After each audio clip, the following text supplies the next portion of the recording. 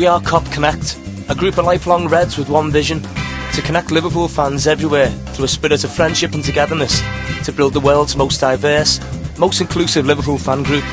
Join our growing community on our Cop Connect Facebook group, on Twitter and Instagram, and our website copconnect.com.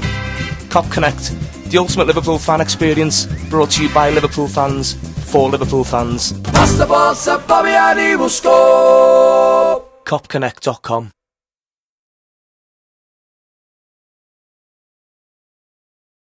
Hello and welcome to the Liverpool Connection podcast. I am Daz. I've got Steve with me, and from Boss Nights we've got Dan Nicholson. Hiya, Dan. Hiya, good evening. Guess we'll start at the beginning. Why Liverpool Football Club? Like, take me back to your childhood and everything, and because I know you're either, if you're from Liverpool, you're either a blue or a red. So just take us back and tell us how that all started. Yeah. So obviously most of us are Reds in the city, but you're entirely right. You don't really get a choice, do you? So for me, like most people, it's who your dad supports, and my dad still is a big Red. I was born in 1984.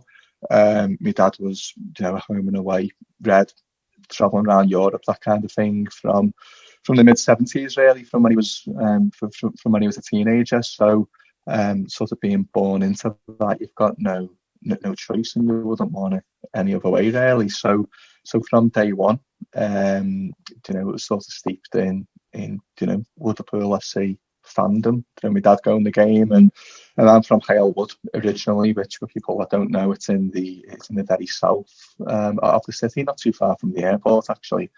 And it is, there's a big Liverpool community there, Liverpool FC community. There's a lot of Reds in Halewood, so sort of growing up, you're around this sort of match day culture from the off.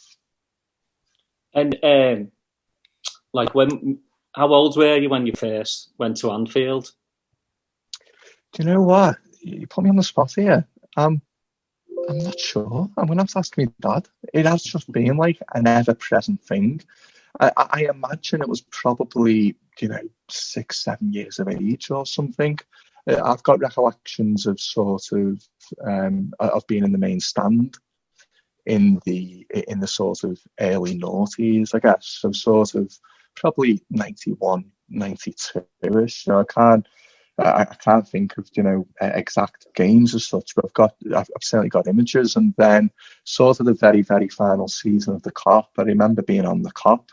So 93-94 season. I would have been 9-10 years of age. And I can remember it really, really clearly. I can remember the last day of the Cop, Liverpool against Norwich.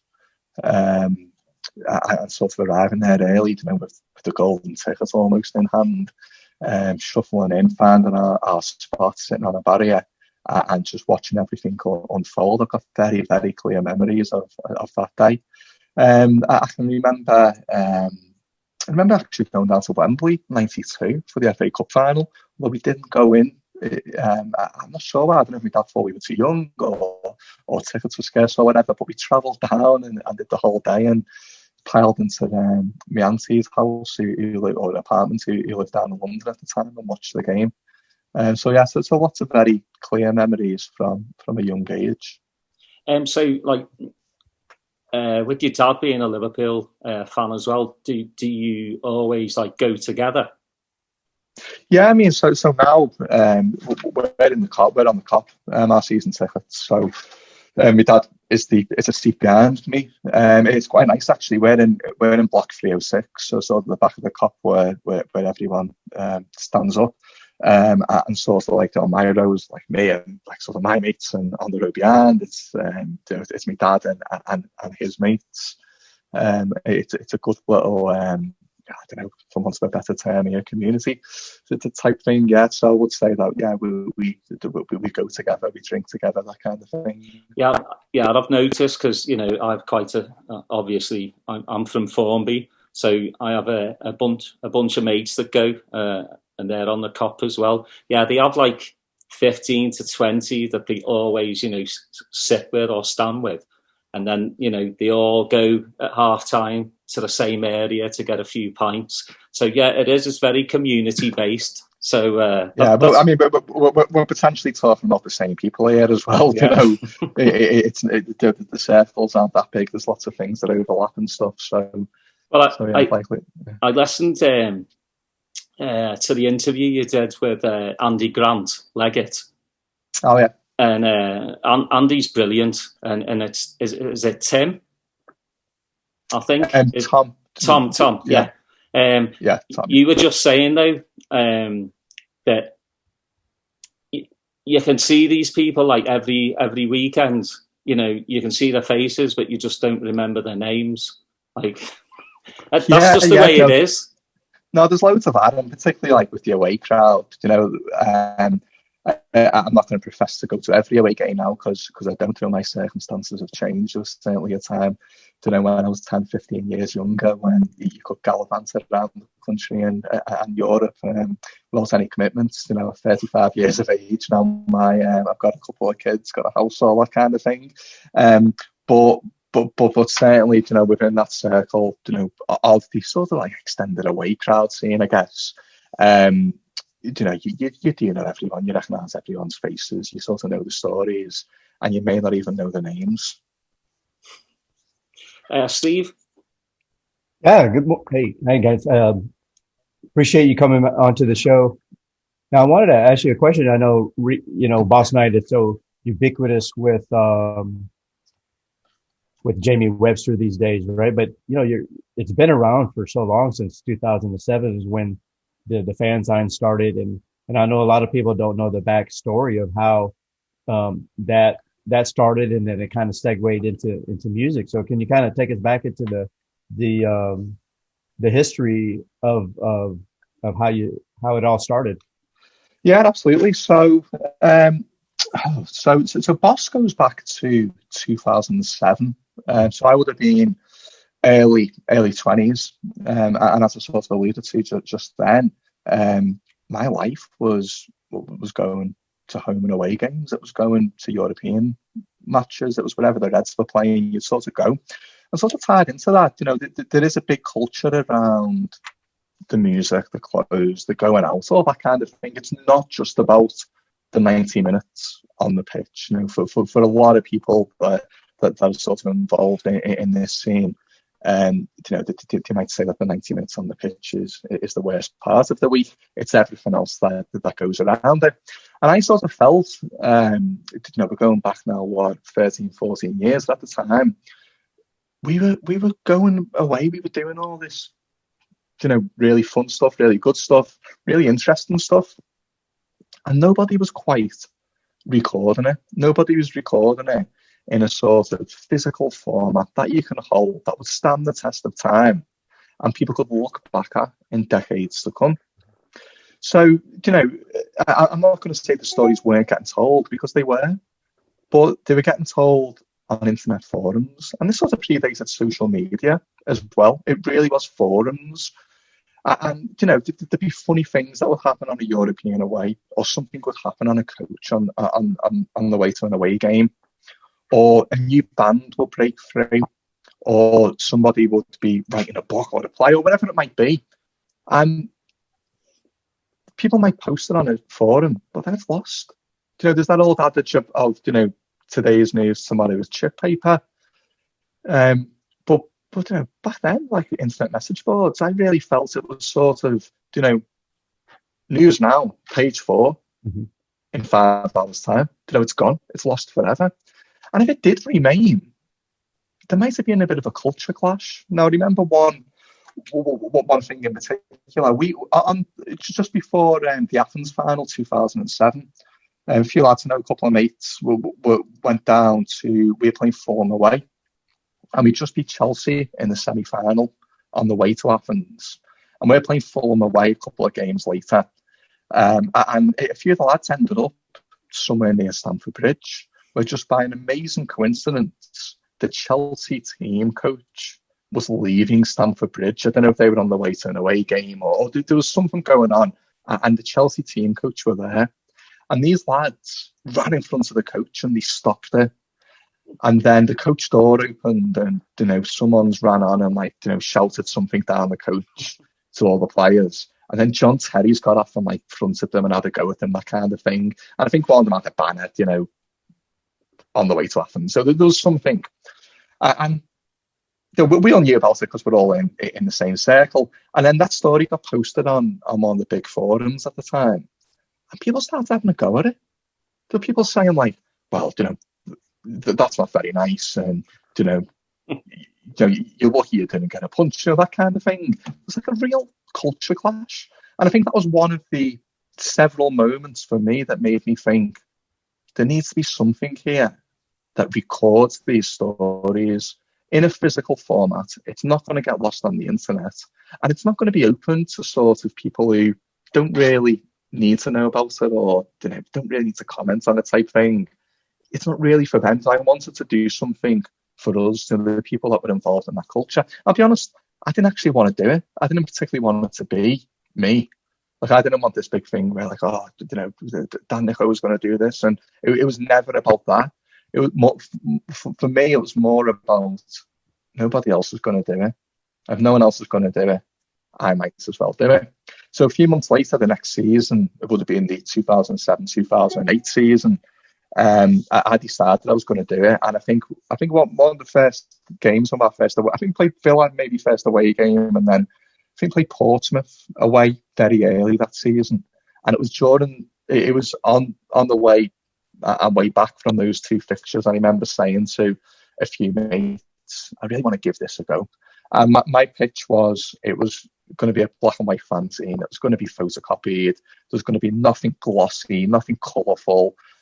No one's name was going to be in lights. This wasn't going to be a magazine that got sold in W.H. Smith in the airport. This was going to be, as raw as it gets. And by the way, I was saying this in the early 20s as a web developer. The internet was what I did, and still do. But I just felt so passionately that there needed to be something physical. So in the October of that year, we brought out the first issue, and I got 100 copies photocopied in my brother's uni. I went along with his photocopying card and blagged my way in that I was him. And I stood there and photocopied 100 copies. And I'm not sure if this is just a podcast or you're going to do the video or not. But the video as well. Oh yeah, sound. Well, I came across a few copies upstairs before, and literally that's it. It's a black and white. That's issue 6, August 2008. It's A5. It's black and white. It cost £1. You're not going to become a millionaire selling it for £1. Probably cost us about £1.20 to print. But you can see inside. It's black and white. It's as raw as it gets. It's sort of grassroots, and that for me is the essence of a football fanzine. It's a very, very important part, I think, of football culture and football fandom. And sadly, here in 2020, one that I do fear is going to be lost, because hardly anyone's printing fanzines like this anymore. It's all podcasts, it's all blogs, it's all social media. But back in October 2007, I did these 100 copies, and to announce it, I simply put on one forum, ironically, anonymously, I put new fanzine out tomorrow. And I didn't want to stand there, selling it in the rain and getting cold and stuff. So I just put the 100 copies in the Hillsborough Justice Campaign shop on Walton Breck Road. They were £1 each. I think we were playing Arsenal 4:00 kickoff, and I probably dropped them off about 1:00.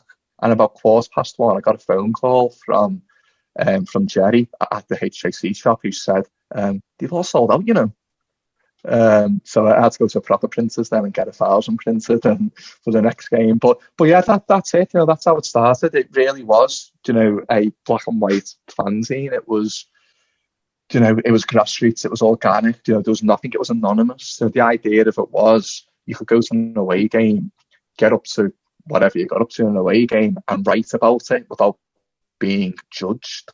And I think it was important to be anonymous, particularly in our city. Our city is very good at shooting people down.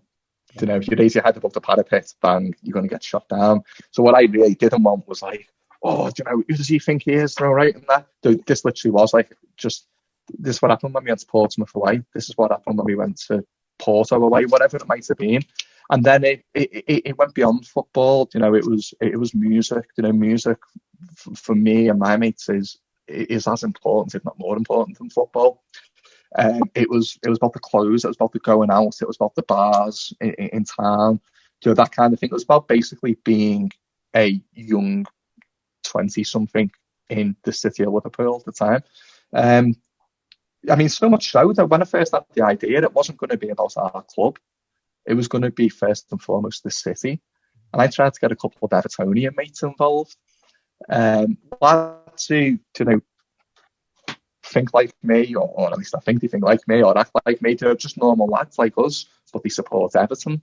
And I remember bringing up with them, and so I've got this idea for a fanzine. It's going to be called Boss, you know, because we were going into the 2008 Capital Culture year, and there was a real momentum behind the city at the time.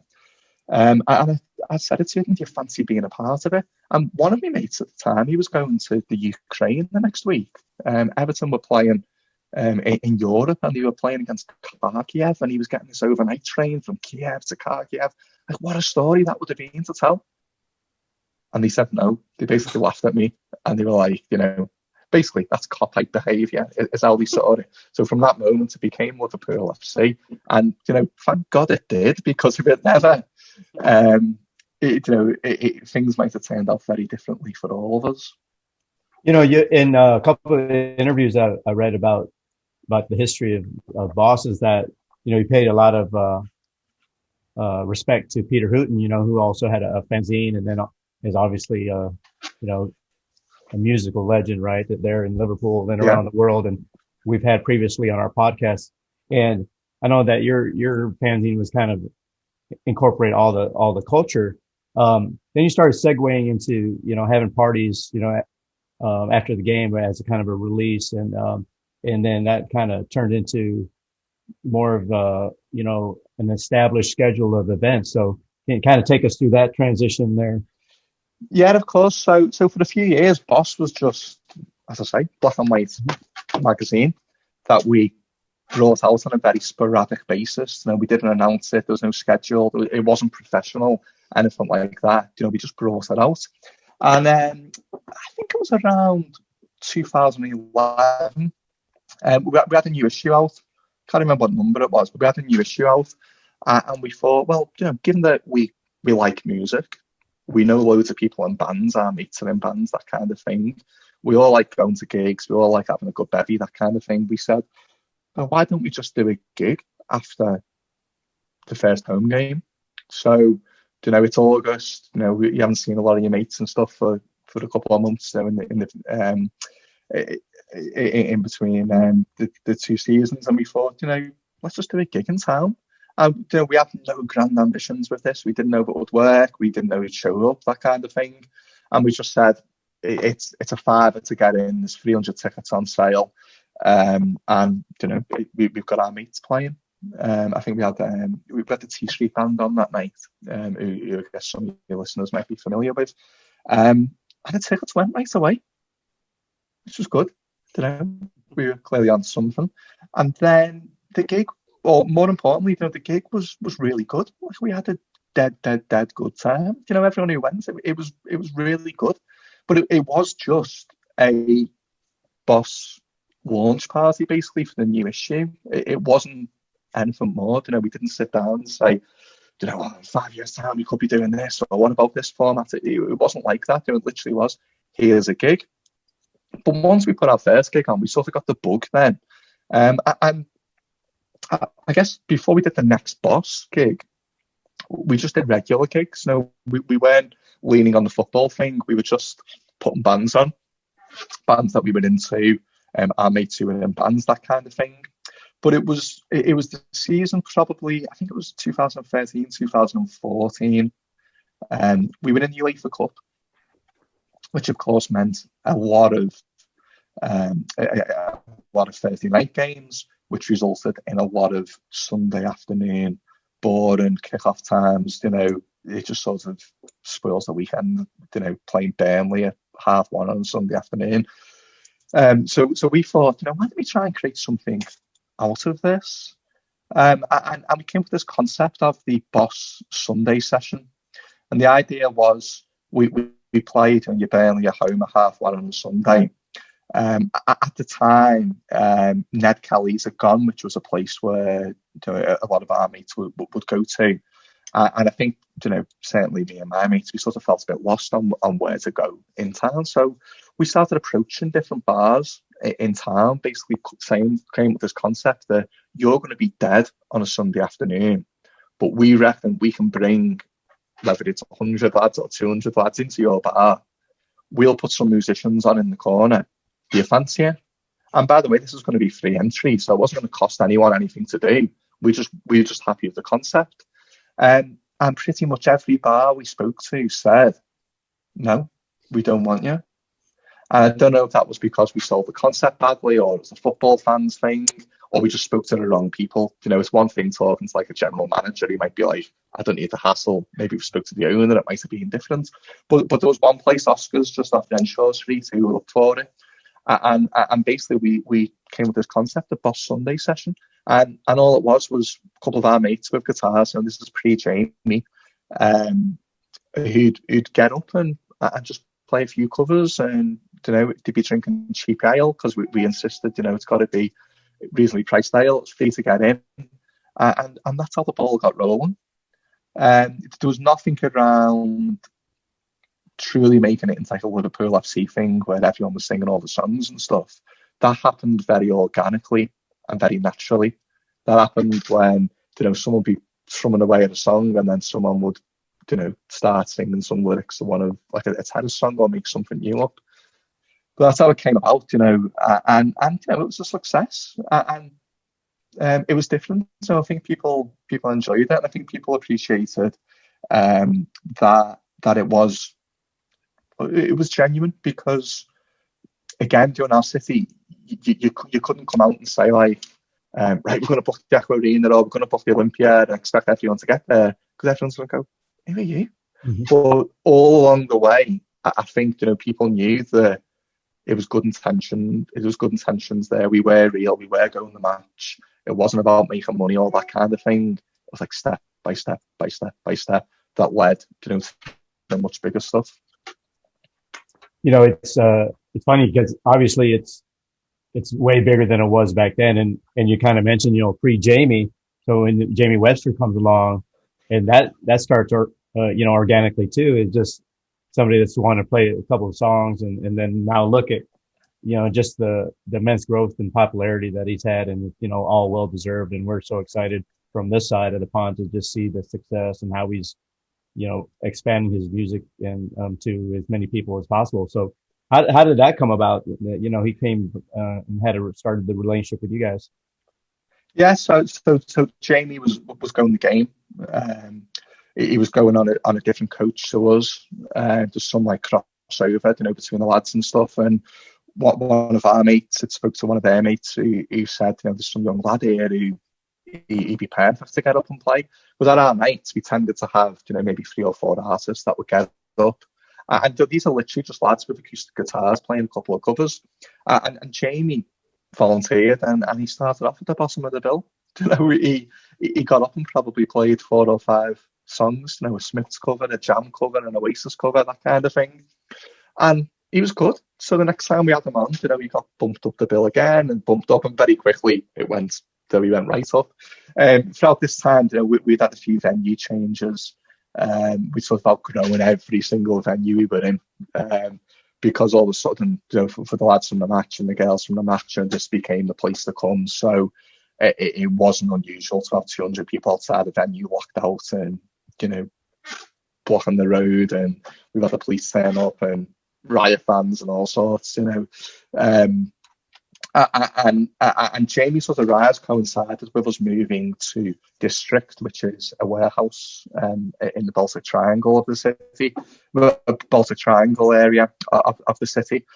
District is run by an amazing lady called Jane Casey and her partner Eric, Jane is an old school punk. She was involved in the RX days, very well known on the music scene. She creased the front of the Enemy. She was involved in Cream. She was involved in the Capital Culture. And she really got us from the off. She saw it almost as like a youth movement. She sort of felt that there was something, a bit different in what was happening here. It wasn't commercial. It wasn't about making loads of money, anything like that. So when we spoke to her and said, can we bring our night to you? And it's free entry, and you're going to have, 300-400 football lads in, and loads of people in town were getting scared. She was like, this is amazing, So Jamie's rise coincided with the move over to District, and it did suit us much more. It was the warehouse environment. So all the videos you would have seen from over the years, they were from inside District. And they probably were like our best days, in terms of, just having a good time. That's all it's about, We've got a lot of stick over the years from Evertonians and we're football fans. But at the end of the day, I'm walking to warehouse with my mates and drinking ale and, singing songs and listening to music. And I know everyone around me. I'm comfortable. It's just good fun. That's all it was. So I moved there, as I say, sort of coincided with Jamie, and Jamie was getting more and more confident on with his music. He had an amazing connection with the lads and girls that would come to our nights, and that was, first and foremost because he was a match lad. He was at every away game.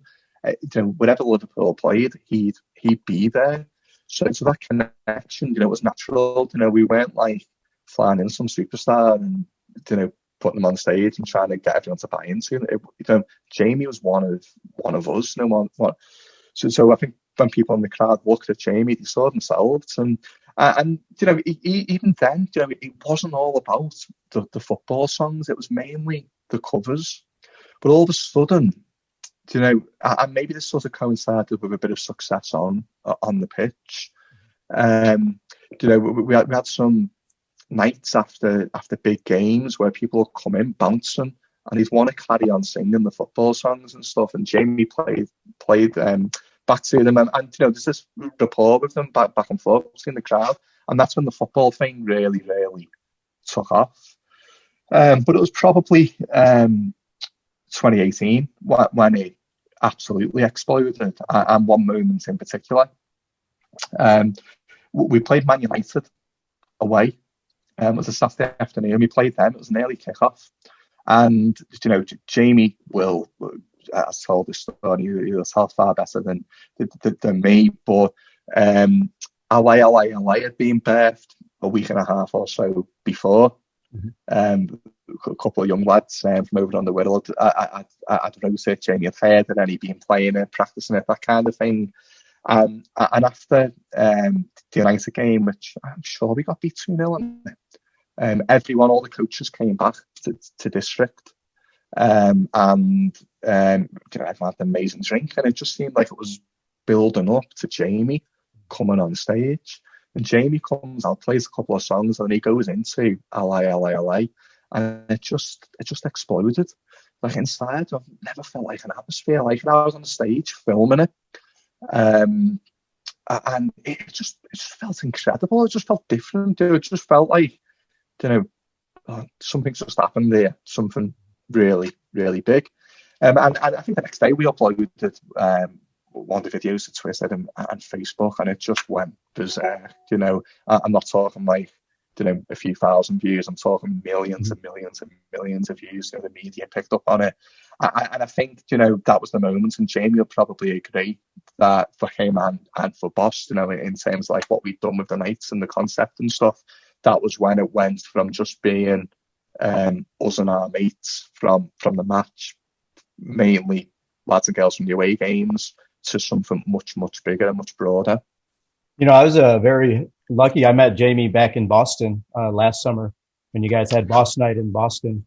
And it was funny to me sitting there because I had been to a couple of the Anfield rap shows in the United States, previous trips over. And it was funny to see them and the legends come on, and then Jamie was the end of the show, right?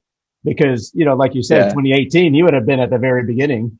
and now he's there at the Yeah, end, and everybody was hyper, and the House of Blues was such a great venue. It was packed, and yeah, that's coming off what 2 months after Madrid, and so I know Madrid had to be a magical night for everyone that was in relation to yeah. the And lost by the way, family. like that rise of success that you mentioned there, it really is down to Jamie. I think like us as boss, provided a platform there, Hmm. but it's him. I wouldn't take any credit away from him or anything like that. It really, really is. He is the talent. He's the one who's getting up playing the songs and connecting with not just the fans in that warehouse in District and the Baltic Triangle. He's the ones who've connected with fans around the world. Like when we were doing this mag, we weren't selling 200,000 copies around the world, that kind of thing. It was very insular. It was just in our city.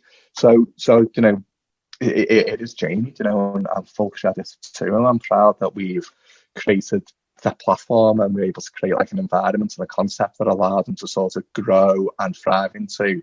But as you would have seen at that night at the House of Blues, it is him. He is the performer.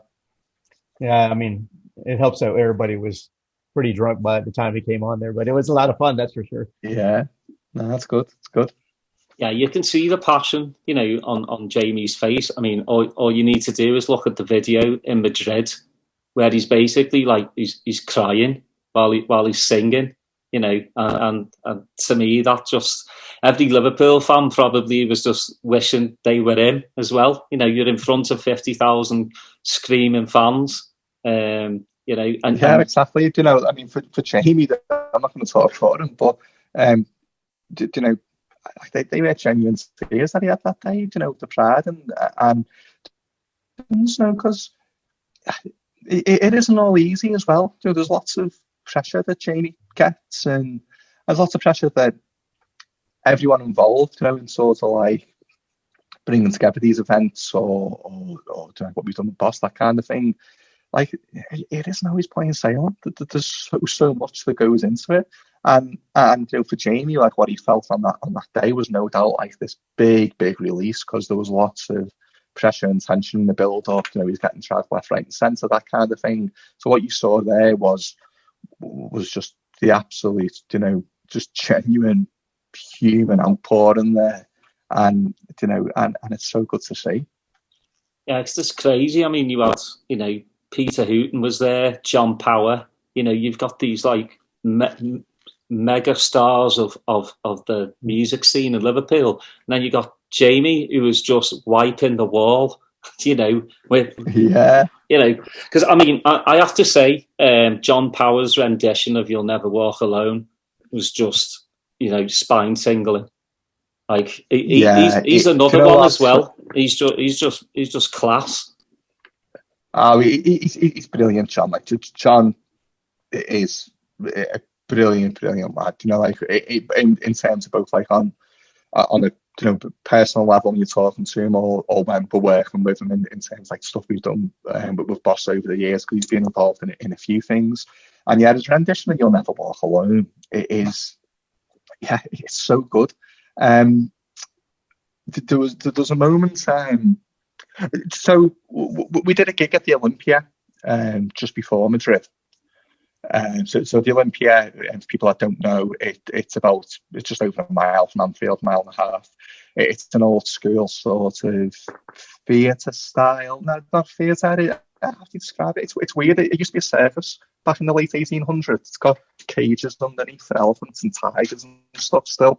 But it's sort of like this auditorium with a couple of tiers, and this for you get about 1,800, 2,000 people in there. It's a really nice venue in the city, and we've done a few big gigs there. And we had our end of season there at the end of the 2018 season, just before Madrid, after the final league game. We had a gig there, and we could have won the league that day. It would have been it would have required City to get beaten or still win by 2 or 3 goals or something. But we still had the hope of winning it. So there was a bit of apprehension about how people.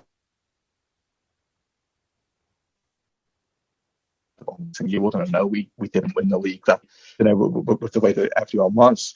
But prior to it, prior to the game, we were doing the sound check at the Olympia, and John Power played a couple of cast songs, which it's great to hear when you're a cast fan and you're one of only a handful of people in for the sound check. And then John said to me, "I'm going to play You'll Never Walk Alone." Later, and I said, "I don't know, because with our crowd, You'll Never Walk Alone is what you sing at 5 to 3 before the game, or it's what you sing at a funeral. It's not really, something that lads would walk through a street on a European away and sing, or sit on the back row of a coach on the way home from an away game would sing." So I said, "I'm not you have to judge the crowd really, because I'm not sure how it'll go down." And then he played it in the sound check. I remember saying, "No, you've definitely got to play it now." I've just heard the version that he did. And that night, he was just coming towards the end of the set, which meant I had to scurry across to the sound desk at the back of the floor to get ready with the next songs that were going to be played in between John Power and the next act, who I think would have been Jamie. So I'm sort of pushing through the crowd to get to the sound desk. And then John started playing You'll Never Walk Alone. And I just stood there and just looked. And I think everyone else did. Everyone was just captivated. And he just started playing this most beautiful version of You'll Never Walk Alone. And the lighting looked amazing. And I looked up and you got the urchins, our hooligans, on the upper balcony, hanging over. One or two of them, I'm talking hard lads here who were banned for years and years from ever going to a football match ever again. Tears coming down, their arms stretched over the balcony, singing You'll Never Walk Alone. And we recorded it, and LFC TV recorded it. So there's a couple of versions on YouTube of it. But it was an incredible moment, incredible song, and the way John delivers it is pretty special. Yeah, you got to be so proud, what's become a boss night now, because you did Kiev, right? You did Madrid. Now you've done. Did you do Dublin?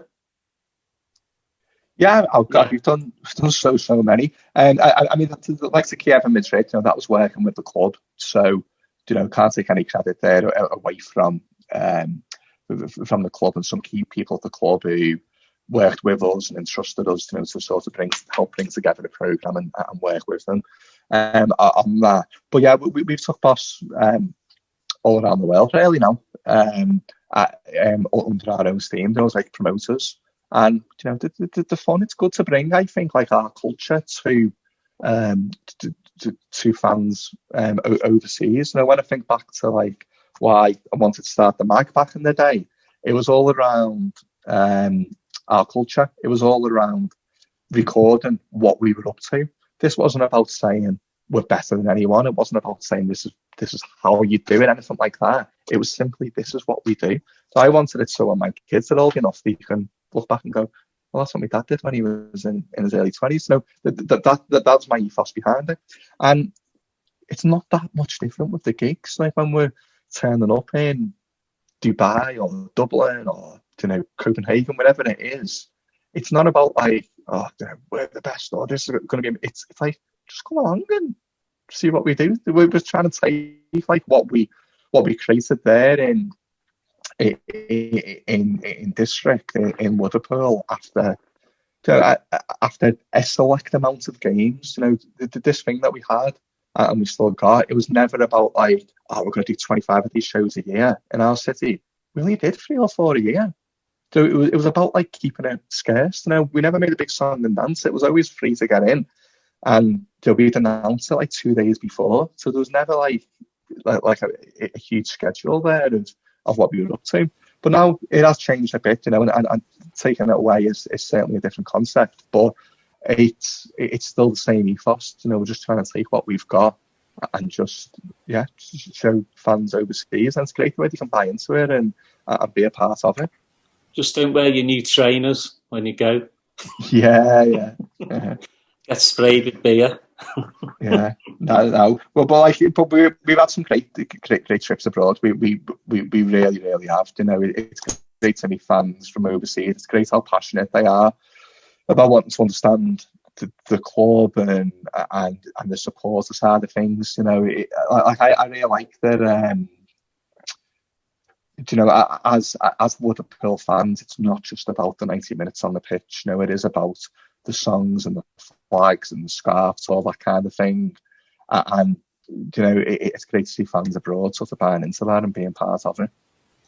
Well, it's great because, you know, as we try to do on the podcast as well, we always say it's not just about Liverpool Football Club. It's about the community, you know, and learn something about Liverpool, not just the football team. You know, when you go over, don't do the same things that like every tourist does. You know, find these, you know, dingy little clubs, go to Boss Night, you know, just do something that wouldn't be the norm.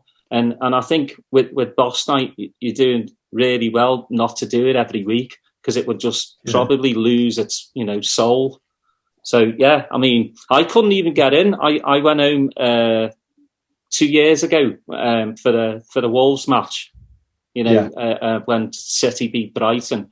I couldn't get in. I couldn't get in Boss Night, so I actually I went to the Anfield rap party, and it had Timo and T Street Band as well. So that was brilliant as well. So that was like my second like party I wanted to go to. But yeah, they said Boss Night like next time. Don't worry. They said Boss Night sold out in like seconds. Yeah, it is mad. It is just like that one. Yeah, it just went like in a second. So, because I think it, especially you know, social media now, you can put something on, and you know, thousands of people will see it. I think you lot came at the right time as well, especially with the fanzine as well. You know, because word of mouth to me, you know, really helps, because that does come from the heart. You know, we've had John Pearman on, been doing it for 25 years now. He's not in it to make money, you know. And now you can get a PDF file on, and that blows my mind, because I grew up as well. I would always get the fanzine and the programme whenever I'd go with my granddad. So that means a lot to me when you have it in your hand. You know, and you can see the amount of work that people put in. Yeah, and it's a crying shame that the fanzine scene is a dying scene. When we did the last issue of Boss Mag in 2016, I felt that we'd stopped being relevant for the purposes of what we set it up for. So when I had the idea and stuff, and when I brought my mates together to do it, it was sort of recording what we were doing, because we were going to every game. We were out a couple of times a week for gigs. You know, we were, you know, out every other night drinking and stuff, and there's loads going on. But you fast forward like 9 or 10 years, and you've got a mortgage, or you're married, you got kids. Like, all of a sudden, you're not going to as many matches or gigs. You're not as relevant. And I really felt with the mag, even though like the gig side of things, the Boss Night side of things was really taken off, I felt, how can we write with like any sort of conviction about what's going on within this scene when we're no longer at the centre of it? You know, we're no longer at every European away, that kind of thing. So I felt it was time, after 16 issues, to bring it to an end. And what I wanted, and I think I wrote this sort of like in the editorial at the beginning of the final issue, I really, really wanted someone young who's going to the game, who's going to every game, who's part of that scene, to come up with their own mag. I really wanted the next season to turn up at Anfield for the first game, and you know, some 20-year-old standing on the corner saying, you know, whatever it's called, fanzine. I really, really wanted that. And I'm gutted to say, here we are 5 years on, and it hasn't happened. And I think that's really sad and frustrating.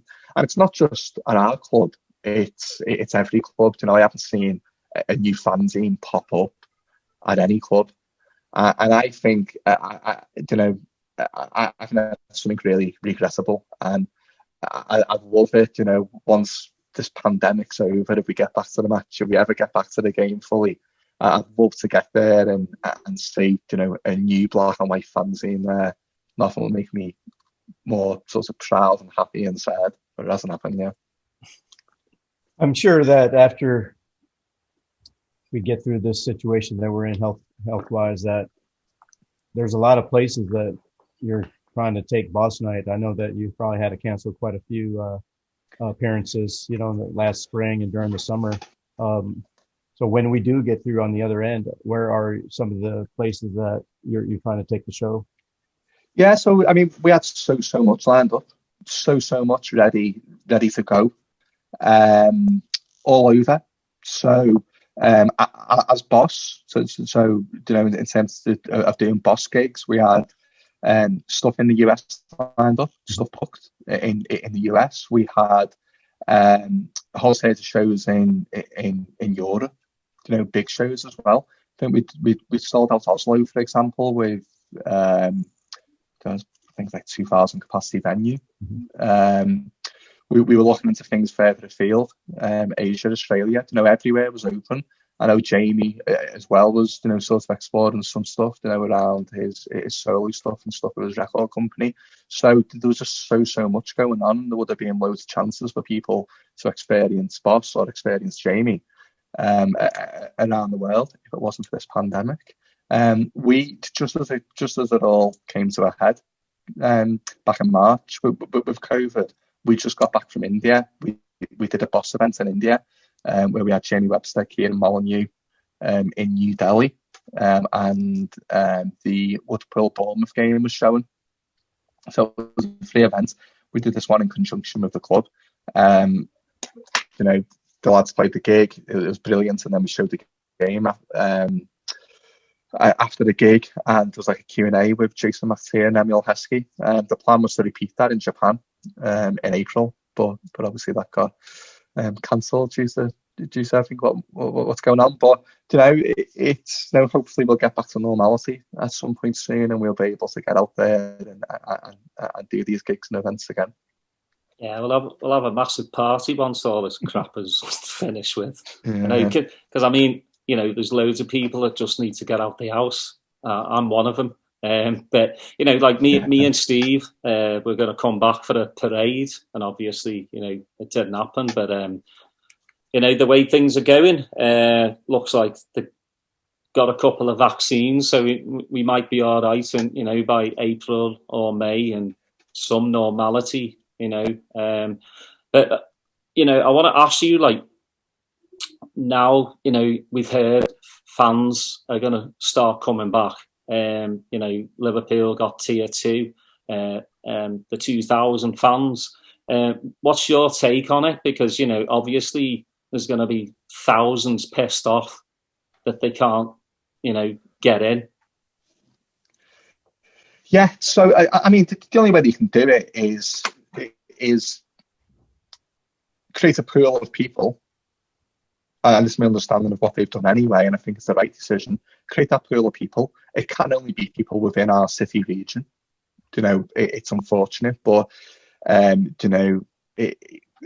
you simply can't have people travelling from region to region. At the minute, create that pool of people. It can only be season ticket holders. It's unfortunate that you can't have some open lottery or something. I think you can only reward the season ticket holders, and then just do it on that rota basis. If your name comes out of the hat, amazing, you get to go to the game, but your name's not going to be in the hat until everyone's got in.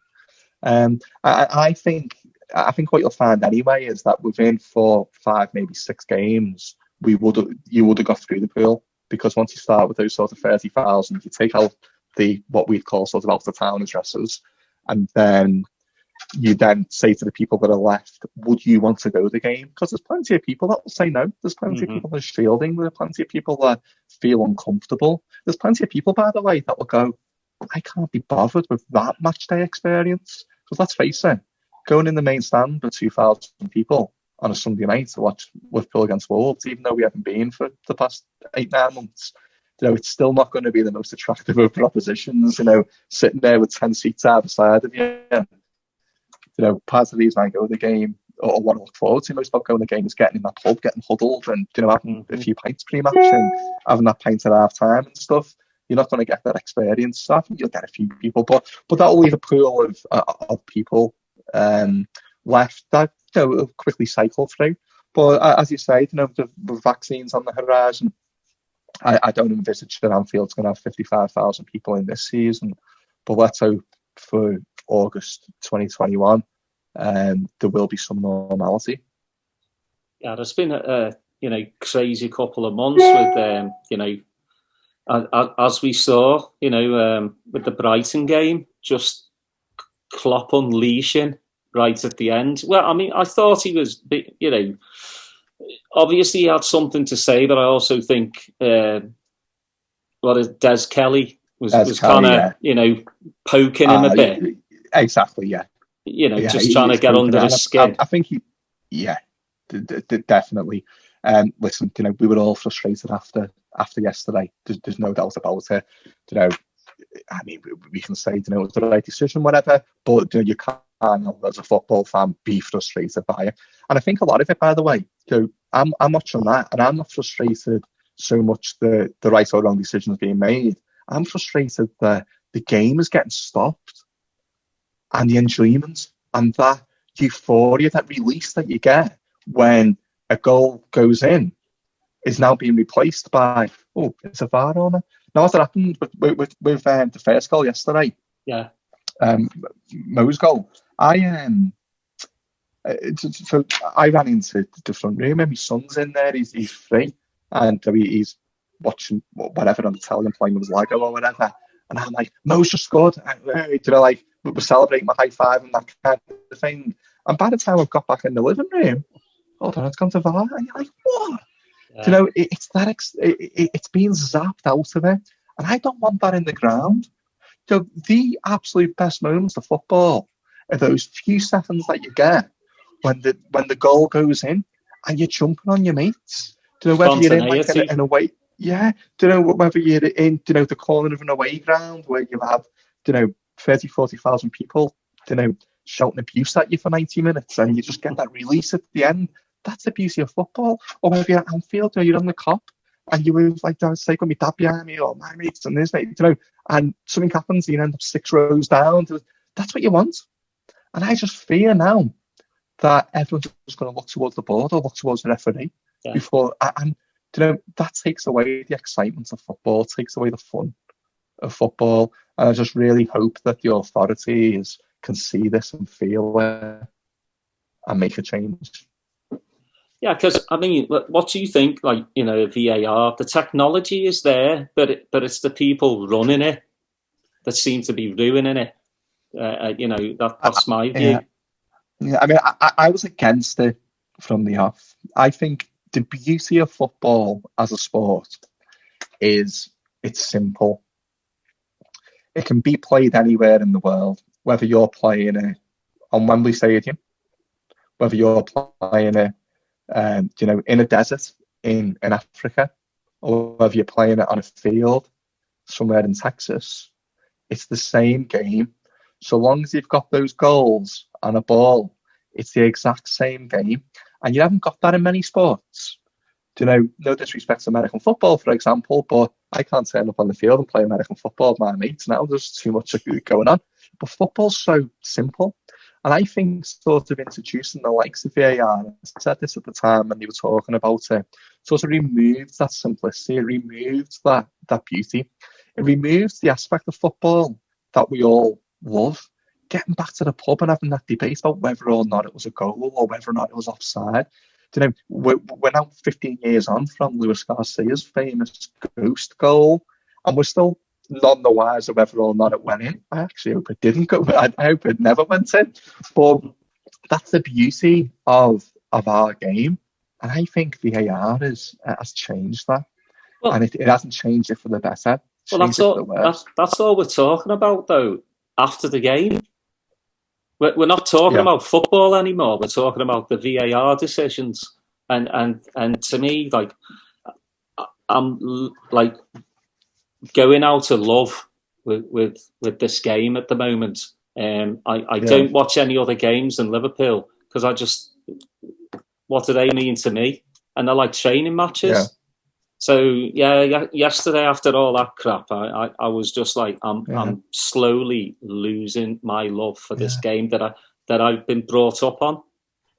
Yeah, I don't think any of us asked for this, by the way. I don't think there was like a groundswell of support where people like, we need to bring in video technology. I think we all appreciated that there is swings and roundabouts in football. Some decisions go your way, some decisions don't. And that's the beauty of the game. So, a decision might go against you at Old Trafford where there's 70,000 people screaming at the referee. But that can be reversed at Anfield when it's the other way around. I think people accepted that in football, that there was swings and roundabouts. But yeah, this is just zapped all the fun out of it. And it's very interesting, actually, that this is being played in empty stadiums at the minute. Because I think things might be a lot different if fans were in the ground. I think the authorities could come under immense pressure when there's 55,000 people in Anfield telling VAR where to go.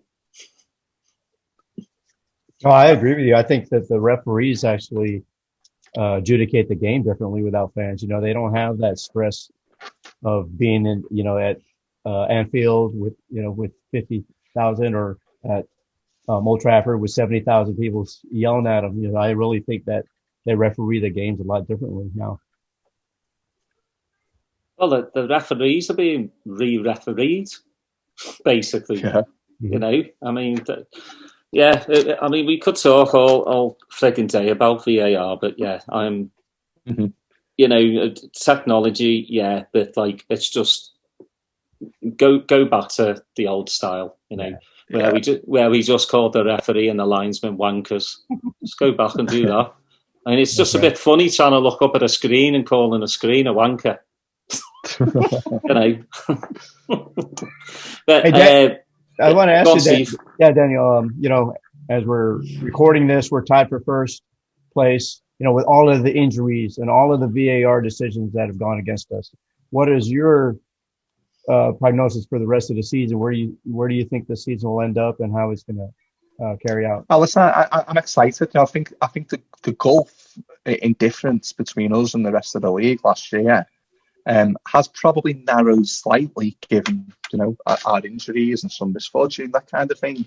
But I still think it's there. I really believe that we are the strongest team, and we haven't quite got into that groove yet. I don't think we're playing awful, but we're not on real good form, and we're still winning. In the main, still winning. We're still, as you say, I think Spurs went above us 3 on goal difference. But we're still up there. We've had a difficult run of games in terms of who we've played so far.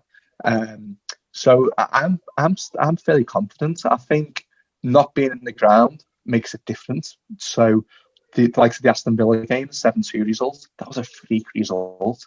I don't think that happens in a full ground. I think if there's 35,000 Brummies in there, it just adds something a bit different, which probably actually elevates our players a tiny bit. I think we will see more freak results. So we may not be exempt from that. We may come victims of a freak result, but I think City will. City have already been beat by Webster and Leeds, haven't they? I think that could potentially happen again all across the board. I think you'll see these freak results. That will mean no team's going to win it by such a big distance like we did. But I am still confident that it'll be us. Well, I mean, you just look at our injury list. Obviously, Van Dijk, massive. Gomez is massive. And we're still top of, joint top of the league. So that just shows, how Klopp has got the squad just working for one another. I mean, Phillips, to me, was like one of the man of the matches yesterday. And he was nearly sold. It just amazes me, like, that this squad just, they are the like best mates. They'll do anything for each other. Yeah. Just forget about yesterday for a moment and look back to Leicester the week before. Yeah, everyone was panicking. Everyone was genuinely thinking, this is going to be it. This is the one where Leicester turn up, they break the unbeaten home record. but it was the opposite. It was amazing. What a performance yesterday. We weren't quite at the races. In week at Atlanta, it was a totally different team. You could argue we didn't have to win it, that kind of thing. But I'm confident we've got Ajax midweek, back to it in the league against Wolves next week. Honestly, I still think we'll win the league this year. Well, the great thing is, we still have quite a lot of players to come back as well. We're a team right now that's had probably the most injuries. That we have them coming back. City, United, I guarantee Chelsea, Spurs. If Spurs lose Kane and Son, they're probably done. So that Spurs will collapse anyway. They always do, don't they? So yeah, Jose is there. I just hope he doesn't have one of those seasons though. Yeah. Dan, I want to talk about Distant Echo. Boss Nights. I definitely wanted to talk to you about that. But Distant Echo. Can you tell the listeners what that is or was? Yeah. So when you mentioned this, just when we came on the call before, I was really surprised to hear you say it. That it's from a few years ago. But basically it was a clothing site that I had launched over 10 years ago now, and it basically sold. I used to describe it as sort of clothes with a cultural significance. It was basically graphic T-shirts around football culture and music culture. So all these labels, all these sort of designer labels that went on the football scene and the music scene, we stocked them basically. So 80s Casuals, a Merseyside company, Casual Connoisseur, Peaceful Hooligan, that kind of thing. We sold it, came a retailer, and it was a successful little business for a bit. I juggled several balls, and that was one of them at the time. Where we had a nice office in town, and basically we just sold our gear, online. That ran for a good number of years. Now it's dormant at the minute. It might be something that I bring back at some point. Got some ideas around that. But yeah, it was a good little site. Yeah, so I've noticed we hoping we have Jockey on from Chancel Pino. And that's the same, he stopped for a while, and then he saw the need for people that were into vintage Adidas, and now he's across the street from Size, who sell loads and loads, but I'd rather like yourself too, I'd rather buy it from local small shops than I would these massive stores that just churn out, tons and tons of the stuff. That's right. And we do say we have got a Liverpool FC clothing company as well, Up the Reds it's called. So we sort of spun that out of doing our Boss t-shirts. So that Distant Echo, which was separate, but a lot of the same people involved. And then we started with a line of Boss t-shirts, mainly around, it was actually before the night, so we did a couple around the magazine and stuff, and then we ended up creating this upthereds.co.uk it is, and on that site we sell unofficial LFC merchandise, unofficial t-shirts, mugs, that kind of thing. Some of it's got a Boss Night connection, others haven't, but the buy-in that we get from fans across the world, fans in our city, fans across the world, it is incredible. People really want to be a part of something. People really like our designs, that kind of thing. Got an amazing team that work on it. I think what I really like about everything that we do here. I spoke earlier on about launching Boss, and there's no financial, commercial, thing with it plan. It was just all about being authentic. But then as things grow, you sort of realise, well, actually, maybe this could create a job for someone. So Up the Reds, we employ someone to do that, which is I think they're good. We created a job, in the city, local business, that kind of thing. And there's other stuff that spins around, that comes off this. that couldn't have happened without, that magazine starting all those years ago. We've got a bar in town now. Yeah. On Dale Street, the Angus it's called. It's essentially a 50% joint venture between Boss and another partner. It's different to Boss, it's not branded as Boss, it's not a big out and out football thing. Don't walk in and expect to see shirts on the wall and scarves hanging up, that kind of thing. It's a different brand. It's almost like we've risk diversified a tiny bit. We can't do these big tours around the world, but we have opened a bar in town. But none of this would have been possible, without basically starting the fanzine back in the day. Well, Jamie just did a live set from there, didn't he? Yeah. So we had Jamie in a couple of weeks back and did some filming there. So there's a few more videos to come actually from that. But yeah, we had Jamie doing some like LFC songs in there. But Jamie also played it. So at the minute we're closed down. We're in a lockdown at the moment in our city, and we or the bar has been shut down from the 13th of October. But Jamie actually saw us out. Jamie Webster did a solo set of his own stuff on the final night, which was really good. That was a gig that sold out in 1 second, actually. We had 4,000 people going for 40 tickets. Jesus. Yeah, so I saw John Power was supposed to play as well, right? A few nights in a row. No, he did play, yeah. Oh, he did? So he did, yeah. So he did a residency. John did 4 nights back to back. They were incredible. And, I guess, if you're looking to take 1 or 2 positives out of the pandemic, it is stuff like that, because why would John Power play a tiny bar on Dale Street in Liverpool in normal times? He doesn't have to, because he sold out the O2 Academy 3 nights back to back. They got cancelled. We ended up putting a proposal to him, spoke to him, and there was a great relationship between us. And he was like, "Yeah, I'll do it. Fancy it. I had a great time." I think he really, really enjoyed it.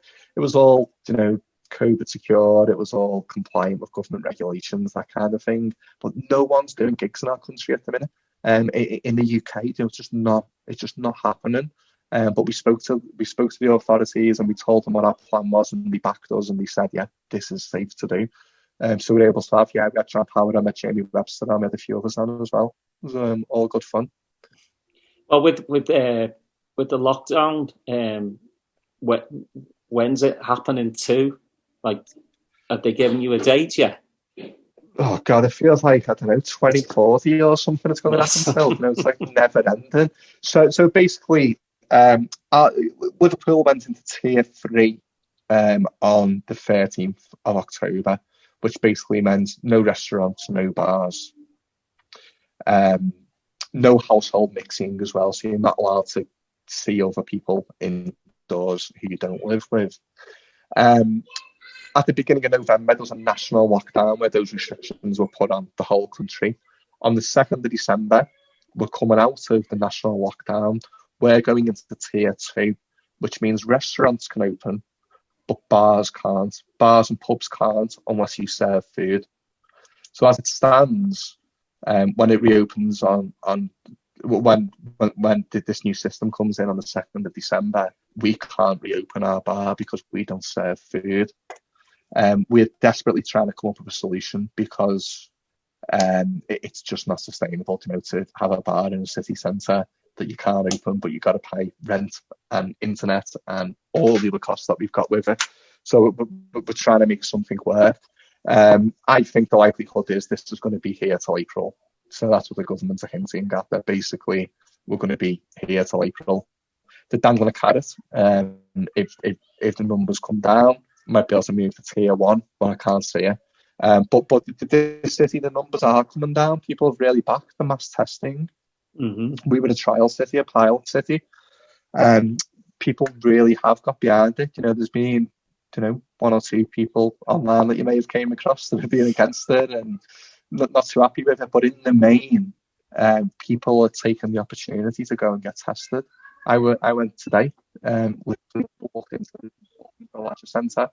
There's, some army types there who give you the thing to put up your nose. You do it, you give it in, and then you get your result half an hour later. that to me is like the light at the end of the tunnel. Finally there's something about to happen. Whether or not in practice, it's enough to bring the numbers down totally, or the government just tries to keep us in this state till April and hope there's a vaccine by then. I don't know. And I want to ask you, once this pandemic, is done with, what do you want from, where's your next step for Boss Nights? Well, for Boss, it'd be really nice to celebrate this league win. Because we had some big things planned. We had a few things planned, in our city for when we won the league, and obviously they couldn't happen. We had a plan to take the Boss gig with Jamie and our other artists around Europe, over to America, that kind of thing. That was all on hold. So I think once we get that green light, it's all there. It's all ready to go. We've got the venues booked. We've got, some places we haven't, we gave people the option to have a refund on a ticket, but no one's took the refund because they really want to come to the gig. So I think the plan will be, once it's safe, once we can travel, to get the show back on the road, as they say. Once we can get back over, I know me and Steve are going to be, first ones on the plane, and save us a few reserved spaces for the Boss Night. No, it's no problem, mate. Just let us know. Yeah, we're planning a big old get together when we're able to travel, and hopefully it's number 20 as well, so it'll be double the party. Of course, yeah, and we'll welcome you into the Angus as well, our pub, and a few pints. More than a few pints. I've been saving me liver for the last 3 months, so I'll just keep it going. I have. But Dan, before we go, really appreciate you coming on. Yeah, of course, been good. Yeah, because there's a lot of people over there that know Boss Nights, but don't know, how it started. They just basically know Jamie Webster, Boss Nights, and there's more. There's more to Boss Nights than just Jamie, Yeah, of course. No, but rightly so as well. That's say Jamie is the absolute star of the show. But yeah, I think it's good, to give it some context, on that journey. I think, it's certainly something I'm always interested in. What's the mechanics behind it, that kind of thing. So I don't mind telling the story every now and again. That's sound. Yeah, we really appreciate. Yeah, we really appreciate the time, and like Daza said, we always like to hear the backstories of how things started. And we've had quite a few guests on that. They started on, like, say, a fanzine or just blogging about LFC, and then it turns into something else, like a career, and it's involving Liverpool, and it's just so interesting to see what the different pathways are, to get to where you're going. So yeah, and hopefully it can give people a bit of inspiration, that kind of thing, because you do look out there and mates with a lot of lads from the Anfield rap, for example, and what a story they've had, and it's not just exclusive to them. That's been repeated over and over and over. So even to a certain extent, as I say, what we've got with Up the Reds, our t-shirt company, that's employing someone. That's it's a good business, It's so yeah, these stories are good. So thanks for giving us the opportunity to come on, and you're welcome, and hopefully, we'll have you back on and talk a bit more about football, and hopefully we're still winning. Because it's going to be a strange season. I think hopefully we can get through this crimbo period, no more injuries, and see where we're at, come mid-January, because I think if we're up there mid-January, I think we got it. Yeah. So but anyway, Dan, I appreciate it, but after I finish here, I'm going to press the stop button. I'd like to have a chat with you after, if you're all right with that. Sound, yeah, of course, Nice one. Well, thank you, Dan. Nicholson, for coming on Boss Nights. Actually, Dan, do you want to do your website, the Boss Night? Oh God, it's awful. I can't. Bossnight.co.uk. I don't think we've updated it in about like 5 years. But our t-shirts up the reds.co.uk. Our t-shirt website. You're about as good as us as well, because we always forget what's our Twitter account and all that. Me missus always like has a go at me. But bossnight.co.uk. Check that out. But again, appreciate it, Dan. Steve, as always, my mate, who probably knows a lot more than what a lot of Scousers do about Liverpool. Yeah, I try, but So we'll make sure when we post the episode, Dan, we'll put the link to Up the Reds, and maybe we can get some more people buying some of the swag that you guys have going on. Great, yeah, nice one. All right, cheers, Dan. Cheers.